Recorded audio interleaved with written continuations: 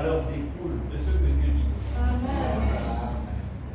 Et ce que je possède par la suite est la confirmation de ce que j'ai de la valeur aux yeux de Dieu. Amen. Pas d'abord de ce que je possède et ça conditionne qui est Dieu pour moi. C'est que Dieu a vu que tout ce qu'il avait fait était bon. Amen. Pour l'homme. L'impression que les chrétiens me donnent à moi, c'est que l'orientation de ce leadership se limite à l'église. Se limite à la cellule de prière, se limite au conseil presbytéral, se limite.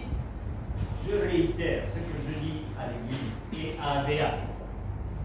Je crois que si l'église adopte le leadership leader de Jésus-Christ, ce leadership aura un impact sur la société.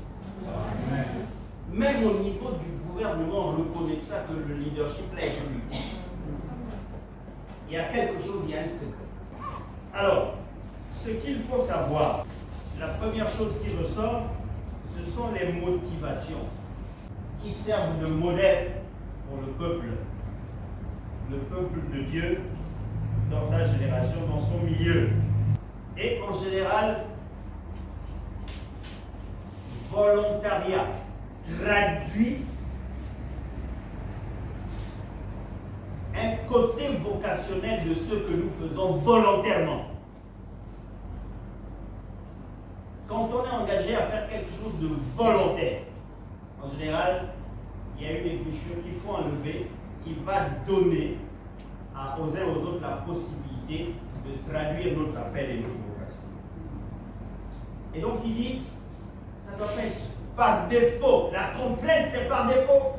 Et dès que tu as, j'ai envie de dire, cette fibre de fierté d'être enfant de Dieu, en général, ce qui découle de là, c'est de faire les choses volontairement, de bon gré, sans contrainte. C'est là toute la différence, effectivement, entre deux, trois chrétiens de la même génération. La motivation est importante si on veut être un modèle. La motivation, les motivations que nous avons fournies. Les motivations. Les motivations. Il dit, non par contrainte, mais il ajoute, non par recherche de gain. Et il y a une personne qui dit, de façon désintéressée. Ici, il est question de gain dans le sens de la cupidité. Vous me suivez? L'intérêt. Qu'est-ce que je gagne? Et de plus, ce que je gagne doit passer avant ce que je produis. Et le docteur Rhys Paul précise que le contenu grec de l'expression gain sordide, le luiséko, va au-delà de la cupidité. Cette expression, dans sa langue originale, inclut l'amour du pouvoir. Certainement, pourquoi plus devant, il va parler de tyranniser. L'amour de la popularité. L'amour de la réputation. Donc, au finish, vous voyez que de nouveau, c'est l'ego. Ce qui nous motive de faire quelque chose, en général, anticipe sur les résultats que nous allons obtenir. Parce que la nature des résultats sera fonction des motivations.